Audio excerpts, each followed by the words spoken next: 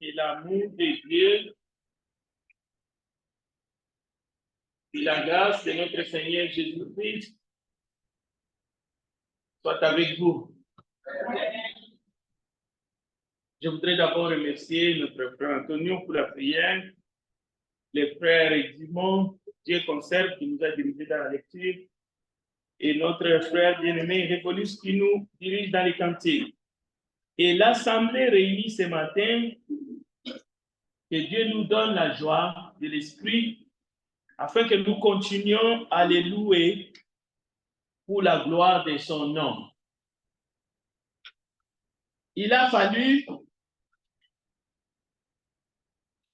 dans plusieurs pays au monde, dans ce monde, que l'Église catholique se sépare de l'État pour que l'État devienne souverain, mais aussi pour que le peuple retrouve sa souveraineté. Mais nous venons d'entendre ce matin dans la lecture de la parole de Dieu qu'il n'y a qu'un seul Dieu, le souverain, et il n'y a pas un autre.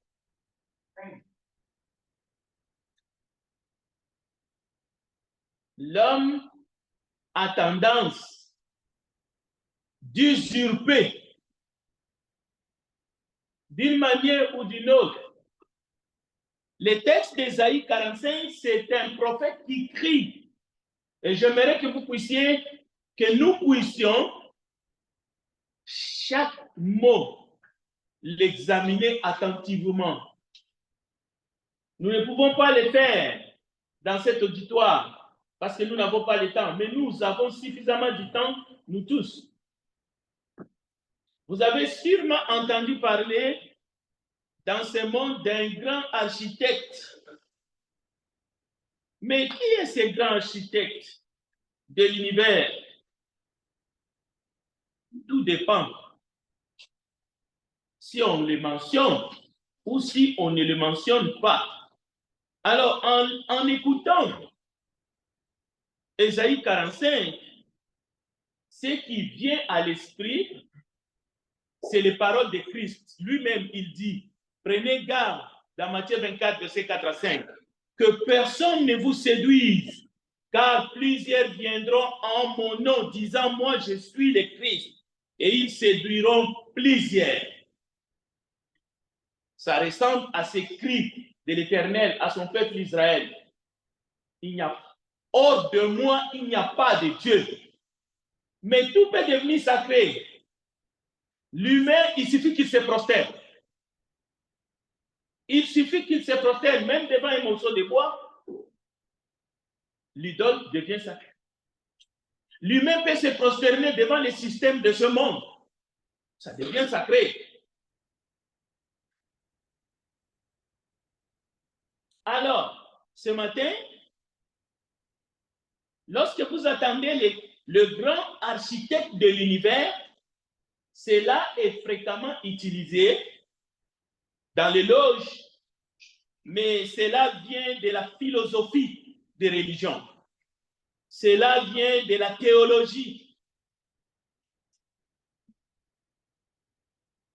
Le problème, c'est que si vous allez dans Wikipédia, dans le gnosticisme, le grand architecte de l'univers, sous couvert que c'est un Dieu de l'Ancien Testament, vous allez voir vous-même, c'est en opposition au Christ et à la sagesse. Alors vous allez me dire, mais c'est les hommes qui ont écrit les dictionnaires ou Wikipédia. D'accord. D'accord, mais le diable se cache dans les détails. C'est pour cela qu'il faut savoir de qui on parle. J'ai mis Luc chapitre 11, verset 2. Jésus, en apprenant à ses disciples de prier, voici ce qu'il a dit. Quand vous priez, dites, Père, que ton nom soit sanctifié. Il nous a dit ce que nous devons dire quand nous prions. Alors, quand vous venez avec le grand Dieu architecte de l'univers, il faut préciser de qui vous êtes en train de dire ou de faire allusion. C'est très important. Albert Pike, c'est un initié au 33e degré, un grand inspecteur général. Voici ce qu'il a dit.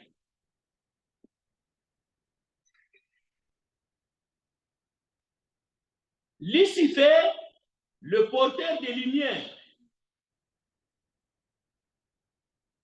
Je suis à la page 32 de son livre ou de son discours qui compte plus de 180 pages. Il dit, Lucifer, le fils du matin, est celui qui apporte la lumière et qui, de sa splendeur intolérable, aveugle les âmes faibles, sensuelles ou égoïstes? N'en doutons pas, car les traditions sont pleines d'inspiration et de révélations divines. Et l'inspiration n'est pas propre à une seule époque et à une seule croyance. Écoutez, voilà ce que nous devons dire aux fous. Nous adorons un Dieu, mais c'est le Dieu qui s'adore sans superstition. À toi, souverain, grand instructeur général, nous disons ceci, que tu peux répéter aux frères de 32e degré, de 31e degré, de 30e degré dans la franc-maçonnerie. La religion maçonnique devrait être maintenue par nous tous initiés de haut degré dans la pureté, dans la doctrine luciférienne. C'est-à-dire le grand maître, l'architecte de l'univers, pour eux, c'est Lucifer. Donc, tant que toi, tu utilises le terme grand architecte d'univers sans préciser de qui tu parles, de quel souverain tu fais allusion, nous ne sommes pas avec toi. Donc, c'est une invocation maçonnique de Lucifer et le diable.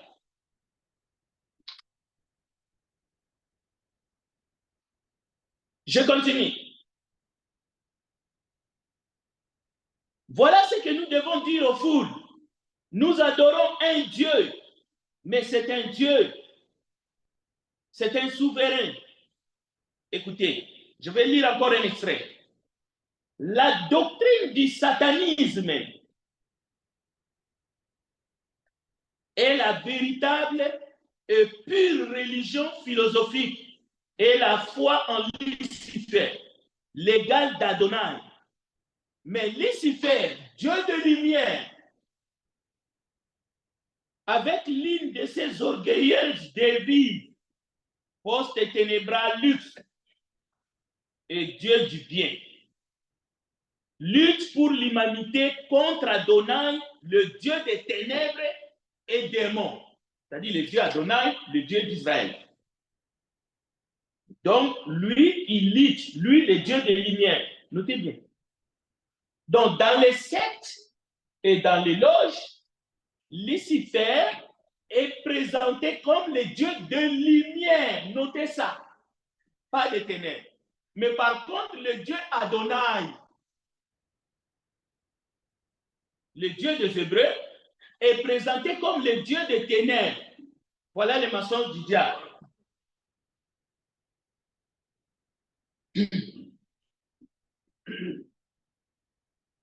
Ce matin, chacun peut choisir le thème du message. Vous pouvez donner au message un de ce sujet. Moi, j'ai donné noir ou blanc. Mais vous, vous pouvez dire ne haïssez point la lumière. Par exemple, Jean chapitre 3, verset 30. Vous pouvez dire que le message de ce matin, c'est Dieu est lumière et qu'il n'a point en lui de ténèbres. Vous pouvez aussi dire non. Ce qui me va, moi, c'est Jésus-Christ et la lumière du monde. Ou bien, vous pouvez dire, pour moi, le message de ce matin, je lui donne comme sujet, Genèse chapitre 1, verset 3, Dieu dit que la lumière soit et la lumière fit. Dieu vit que la lumière était bonne et Dieu sépara. Notez ça, Dieu sépara la lumière d'avec les ténèbres. Dieu sépara. Il crée la lumière. Nous avons entendu dans Isaïe, il crée les ténèbres. Ce n'est pas pour les mettre ensemble. C'est pour les séparer. Et il appelle un la nuit et l'autre le jour. Il les sépare.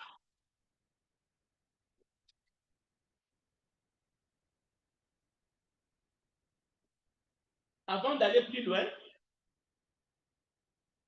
nous allons prier, ne vous en faites pas. Dans quel système vit-il?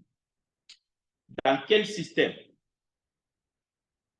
Dans quel système ta vie est dirigée? Parce qu'il y a le système cosmique dans ce monde qui est gouverné par les princes de ce monde, mais il y a aussi un autre système qui est le système du royaume des cieux. Dieu a ses sujets, Dieu a ses enfants. Il y a le royaume du monde et il y a le royaume de Dieu. Mais toi, ta vie est gouvernée dans quel système? Oui, nous sommes dans le monde, mais nous ne sommes pas du monde. Église de Dieu. Donc, nous devons vivre sagement étant dans le monde. Sagement.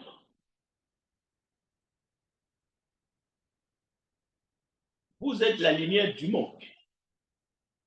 Que votre lumière luise devant les autres, afin qu'ils voient vos bonnes œuvres et qu'ils glorifient votre Père qui est dans les cieux. Maintenant, la doctrine de yin et de yang, cette doctrine diabolique, satanique, la doctrine du noir et du blanc, moi j'ai dit que mon choix à moi pour cette étude, c'est noir ou blanc. Je n'ai pas dit noir et blanc.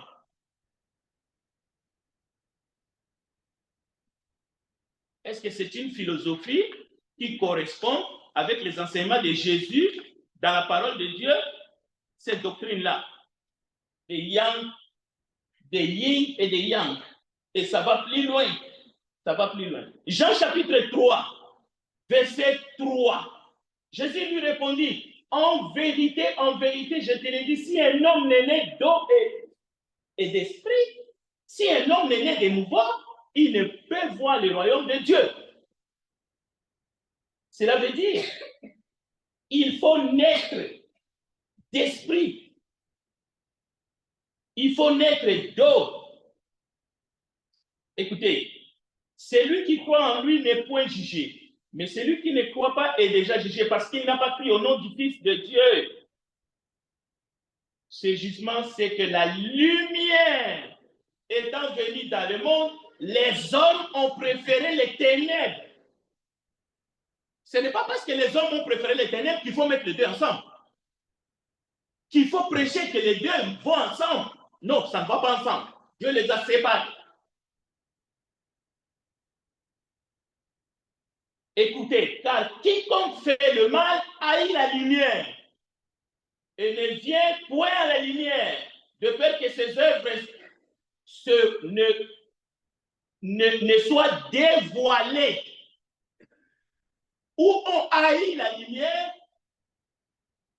pour qu'on ne soit pas dévoilé, alors on est prêt à dire n'importe quoi. Écoutez le verset 21. Mais celui qui agit selon la vérité vient à la lumière afin que ses œuvres soient manifestes, parce qu'elles sont faites en Dieu. Donc, en philosophie, on distingue par exemple la sensibilité et l'intelligence, la nature et la grâce, la matière et l'esprit, le bien et le mal. Au fait, on ne fait pas une distinction nette dans le but de les séparer, non, on le met ensemble. Donc, c'est une hérésie, bibliquement parlant. Ceux qui croient à la doctrine de la dualité, sachez que cette doctrine ne vient pas de Dieu. On ne peut pas mettre Dieu et Satan. Parce que l'opposé de Dieu, ce n'est pas Satan. Oui, il fait son opposition, mais c'est une créature. Mais ce n'est pas un enseignement conforme à la doctrine. Non, écoutez, comment tu peux comparer ce qui n'est pas de la même espèce? Une créature et le créateur.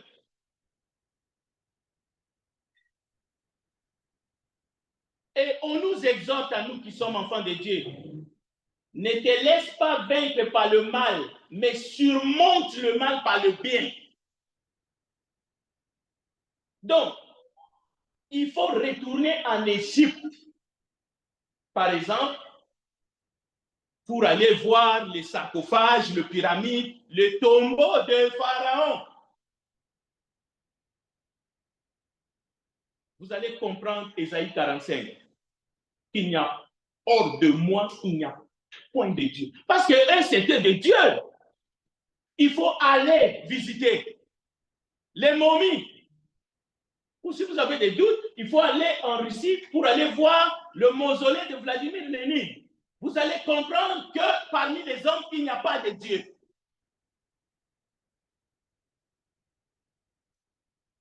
Quel est le système qui régit ta vie? Le système cosmique, cela veut dire un monde organisé sans Dieu.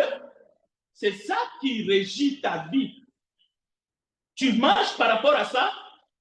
Non, les disciples n'ont pas fait ça. Les disciples étaient intelligents. Ils marchaient. Jésus disait, rendez à César ce qui est à César, à Dieu ce qui est à Dieu. Ils savaient faire la différence. Lorsque ça allait plus loin, ils disaient, jugez vous-même. Est-il juste d'obéir à Dieu ou aux hommes? Mais aujourd'hui, nous attendons tout. Nous attendons tout. Ta vie est modélée selon le monde.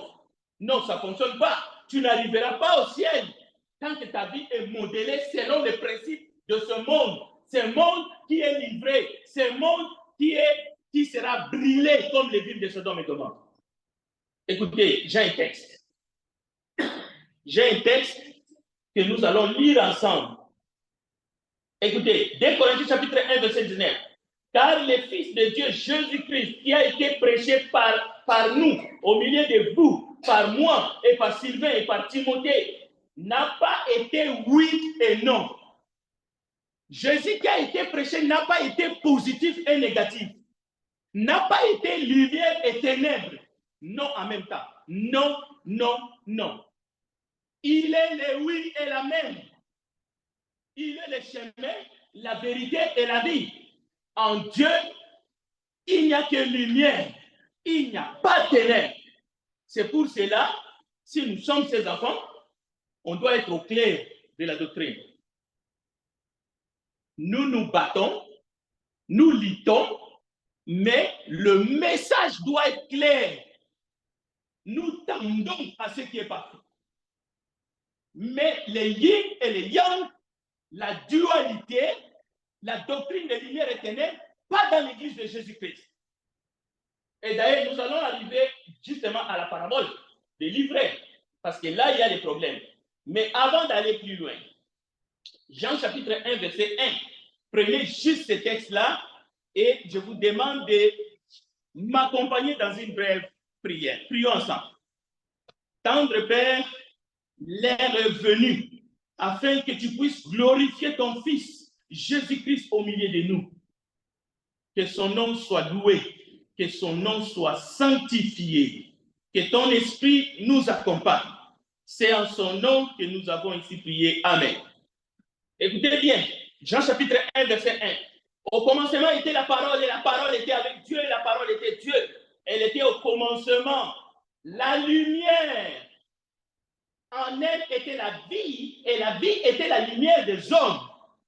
La lumière étant venue, la lumière lui dans les ténèbres et les ténèbres ne l'ont point reçu. Les ténèbres n'ont pas reçu la lumière. Écoutez, il y a un homme envoyé de Dieu, son nom était Jean.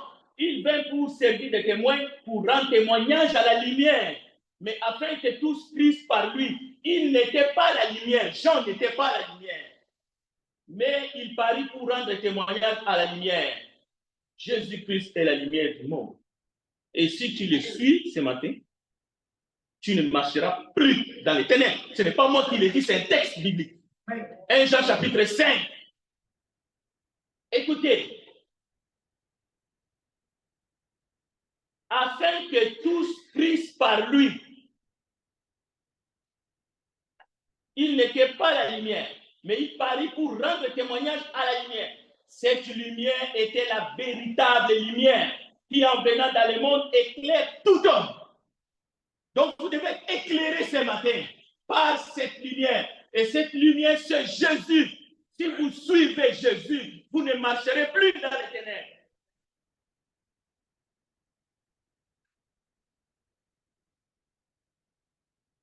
Elle était dans le monde, et le monde a été fait par elle. Et le monde ne l'a point connue. Elle est venue chez les siens, et les siens ne l'ont point reçue. Mais à tous ceux qui l'ont reçue, à ceux qui croient à son nom, il leur a donné le pouvoir de devenir enfants de Dieu, lesquels sont nés non du sang ni de la volonté de la chair, mais de la volonté de l'homme. De la volonté, ni de la volonté de l'homme, mais de Dieu. Il faut surveiller ma bouche. Jésus-Christ est la lumière du monde. Si vous l'aimez, la lumière, c'est Jésus-Christ. Les ténèbres, c'est Lucifer. Et les deux ne peuvent pas marcher ensemble. Ça, c'est la prédication de Jésus. Je vous le montre dans les Écritures. Écoutez. Ainsi donc, puisque les enfants participent au sang et à la chair, Hébreux chapitre 2, il y a également participé lui-même, afin que par la mort, il anéantisse la puissance de la mort, c'est-à-dire le diable. Jésus n'est pas venu ici pour jouer au Nintendo. Il est venu pour anéantir les œuvres du diable. Et il a fait. Il a anéanti la puissance de la mort. La nouvelle que nous vous annonçons, bien-aimés, que nous avons apprise de lui et que nous vous annonçons, c'est que Dieu est lumière et qu'il n'y a point en lui de ténèbres. Si nous disons que nous sommes en communication, si nous disons que nous sommes en communion avec lui et que nous marchions dans les ténèbres, nous mentons et nous ne pratiquons pas la vérité.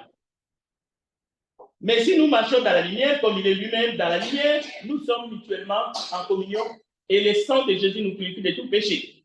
Et si nous disons que nous n'avons pas de péché, nous nous séduisons nous-mêmes. Et la vérité n'est point en nous. Écoutez maintenant, ce qui échappe à beaucoup. Si nous confessons nos péchés, il est fidèle et juste pour nous les pardonner et pour nous purifier de toute iniquité. Donc, si nous disons que nous n'avons pas péché, nous lui faisons mentir et sa parole n'est point en nous. L'effet que l'enfant de Dieu, même après son baptême, il y a cette possibilité qu'il tombe accidentellement dans le péché, ça ne veut pas dire qu'il y a les ténèbres et la lumière dans l'enfant de Dieu. Parce que l'enfant de Dieu confesse. Celui qui ne confesse pas, celui qui ne délaisse pas, celui-là, il vit dans le péché et il marche dans les ténèbres. Et même, il a renié sa foi. Donc, la clé est là. L'enfant de Dieu ne marche pas dans les ténèbres parce que il a été, au fait, sa vie a été justifiée. Maintenant, s'il lui arrive des péchés, nous avons un avocat auprès de Dieu, c'est-à-dire, il confesse et délaisse. Il ne vit pas dans les péchés. Il ne joue pas avec Dieu parce que lui-même, il sait que ce qu'un homme aura semé, il le moissonnera. Donc, la possibilité de pécher accidentellement chez l'enfant de Dieu, l'enfant de lumière, ne signifie pas que les ténèbres demeurent en lui. Parce que l'enfant de Dieu, s'il lui arrivait, il se répand et continue sa marche dans la lumière. Parce que le sang de Jésus-Christ lui purifie de tout péché. Voilà ce qui manque, peut-être qu'il faut compléter. Alors, écoutez, dans Jean 17, Jésus a dit beaucoup de choses. Dans Jean 17. Mais l'essentiel ici, je vais vous les... Je l'ai souligné. Écoutez. Jésus dit, je leur ai donné ta parole. Et le monde les a haïs. Parce qu'ils ne sont pas du monde. Comme moi, je ne suis pas du monde. Je ne te prie pas de les ôter du monde, mais de les préserver du mal. Ils ne sont pas du monde comme moi, je ne suis pas du monde. Sanctifie-les par ta parole est la vérité. Et je me sanctifie moi-même pour eux, afin qu'eux aussi soient sanctifiés par la vérité. Cela veut dire, l'enfant de Dieu dans ce monde corrompu, il est dans un autre système. C'est-à-dire, il a la tête ici, sur terre, mais non, il a les pieds ici sur terre, mais sa tête est attachée avec le Seigneur, qui est la tête de l'Église là-haut. Cela veut dire, nous usons du monde sans en abuser. Nous ne laissons pas le système du monde, les principes du monde nous corrompre. C'est ça la marche dans la sanctification. Donc, on ne peut pas utiliser des arguments du monde dans l'Église pour altérer les systèmes qu'il y a dans l'Église, qui est le royaume de Dieu. On ne peut pas. Jean-Baptiste, parmi tous ceux qui sont nés de femmes, la Bible déclare, Jésus dit qu'il était le plus grand de tous. Mais le plus petit dans le royaume de Dieu est plus grand que lui. Maintenant, toi, tu es dans le royaume de Dieu. Tu dois vivre selon le système de ton Père céleste. Tu dois l'écouter, tu dois suivre ses principes. Tu dois être dans le monde sans être du monde. Le monde ne doit pas te submerger avec son système. Explication de la parabole des livrets. Écoutez, dans Matthieu chapitre 30, Matthieu 16, verset 36, Jésus explique la parabole. OK? La parabole des livrets dans les champs. Il est répondu, c'est lui qui sème les bons grains, c'est le fils de l'homme. Le champ, c'est le monde. Les bons grains, ce sont les fils du royaume. Comme vous ce matin, vous qui écoutez et vous qui avez pris la décision d'obéir à l'évangile et vous allez devenir enfant de Dieu, vous serez ajouté à l'église. Écoutez, l'ivraie, ce sont les fils du mauvais. L'ennemi qu'il a sémé, c'est le diable. La moisson, c'est la fin du monde. Les moissonneurs, ce sont les anges. De même que l'on enlève l'ivraie pour les jeter au feu, ainsi en sera-t-il à la fin du monde. Les fils de l'homme enverra ses anges, et ils enlèveront de son royaume toutes les causes de chute et ceux qui font le mal. Ils les jetteront dans la fournaise, et il y aura des pleurs et des grincements de dents. Alors les justes resplendiront comme le soleil dans le royaume de leur Père, celui qui a des oreilles qui l'entendent. Alors, notez ici, le champ, c'est quoi? Écoutez, livrés, ce sont les fils. Livrés, ce sont les fils du malin, les fils du mauvais. La moisson, c'est la fin du monde. Les champs, c'est quoi les champs? Les champs, c'est le monde. Et l'ivraie a été sémé où? Dans les champs. C'est pour cela, c'est Jésus qui ajoute ceux qui sont sauvés à l'église. L'ivraie ne peut pas être sémé dans le royaume par l'ennemi. Non, il n'en est pas capable. Dans le monde. Écoutez, les disciples ont vu Ceux qui ont vu l'ivraie pousser, c'est les disciples. Alors, en tant que disciples de Jésus-Christ, dans l'Église, dans le royaume, nous sommes capables de détecter le fils du mauvais, le fils du malin. Ils ne peuvent pas se cacher. Parce que Dieu nous a donné les dons du discernement. Et il a dit aux disciples, vous les reconnaîtrez par les œuvres, par les fruits. Cela veut dire que dans le royaume de Dieu, jamais le fils du malin, le fils du mauvais, peut être appelé chrétien. Jamais. Parce que les fruits les trahissent. Vous les reconnaîtrez. Écoutez, dans les champs, s'il vous plaît, dans les champs, l'ivraie et les bons grés sont reconnus comme tels. Les disciples ont reconnu ça, c'est vrai, ça, c'est les bons grains. Ils ne sont pas confondus. C'est pour cela la doctrine du yin et du yang, du mal et du bien, de quelque chose et son opposé dans l'Église, ce n'est pas doctrinal. Même si nous recevons des visiteurs, 45 sorciers entre ici, ils finiront, les enfants de Dieu finiront par savoir à travers les fruits que ce sont des fils du malin. Vous ne pouvez pas vous cacher. Parce que lui-même, à travers son esprit, il va dévoiler vos œuvres. Et tout le monde saura qui vous êtes. Mais le message, c'est le message de la repentance. Vous devez vous détourner. Vous devez venir à lui. Isaïe chapitre 45 vers la fin. L'Éternel dit, mon peuple, revenez à moi. Israël qui a suivi d'autres maris et qui a laissé le Dieu qui les a délivrés de l'Égypte. L'Éternel leur dit, revenez à moi. Mon peuple, revenez à moi.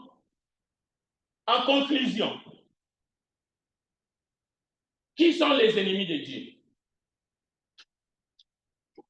Ce n'est pas à moi de les dire.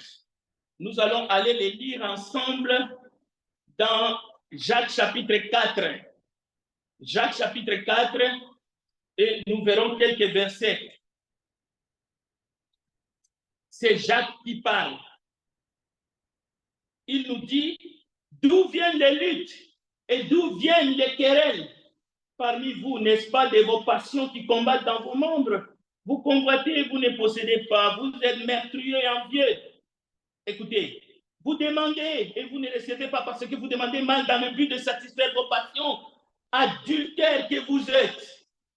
On peut être enfant de Dieu dans l'église et adultère en même temps. Adultère dans quel sens? Parce que vous avez abandonné le vrai Dieu pour aller vers les idoles, pour aller vers les faux dieux, pour aller vers la philosophie des sciences.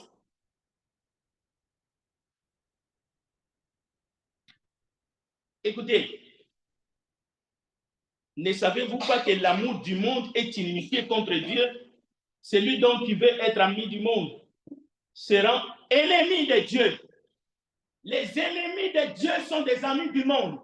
Ce sont ceux qui se plaisent avec le système du monde sans discernement et qui larguent Dieu derrière eux.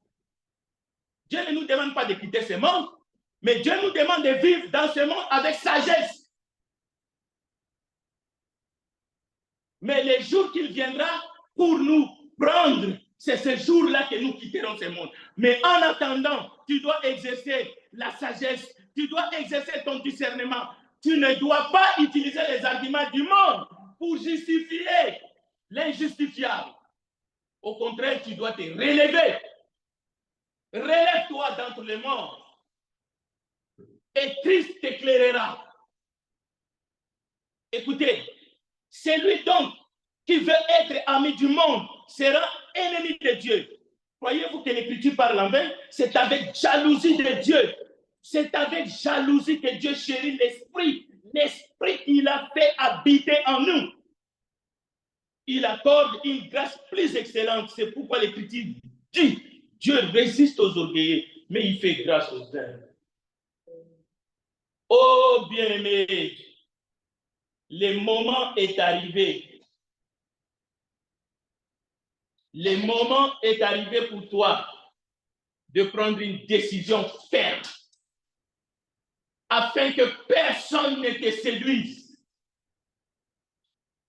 L'Église, c'est la famille de Dieu. Nous sommes en train d'adorer le Dieu vivant, le seul Dieu. Et en dehors de lui, il n'y a point d'autre. Cela veut dire votre destinée éternelle en dépend.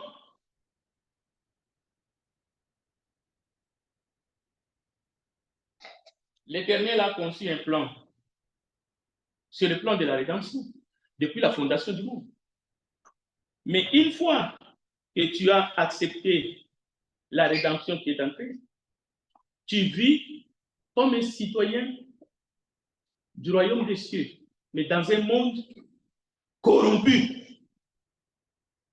Tu vis selon les principes divins. Tu fais attention à ce que le monde te propose pour te détacher de Christ. C'est pour ça qu'il est dit, l'homme quittera son père et sa mère, s'attachera à sa femme. Et les dieux deviendront une seule chair. Romains 12 dit quoi? Tu dois t'attacher à qui? Tu dois t'attacher au ministère. Tu dois t'attacher au ministère. Tu ne dois pas t'attacher à autre chose. Et le ministère n'est pas en dehors de l'Église. Quoi que ce soit que tu as reçu, tu dois le mettre au service des autres. Que celui qui enseigne, que celui qui préside s'attache à son enseignement. Ce matin, Christ t'appelle. Je vous exhorte, frères, par les compassions de Dieu, à offrir vos corps comme un sacrifice vivant, saint, agréable à Dieu, ce qui fera de votre part, ce qui sera de votre part un culte raisonnable. Que Dieu bénisse sa part.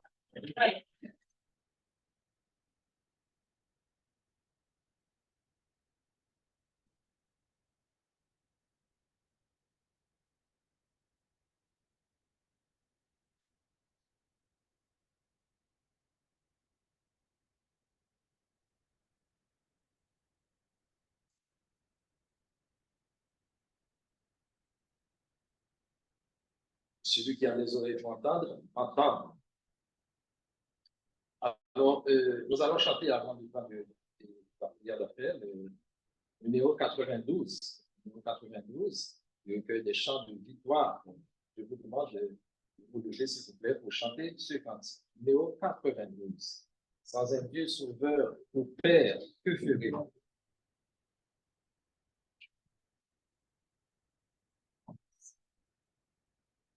Disposons-nous et chantons pour la gloire du Seigneur. Sans un Dieu sauveur ou Père, que ferez-vous? Que ferez-vous?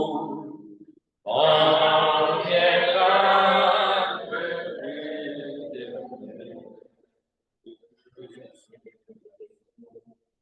Que ferez-vous?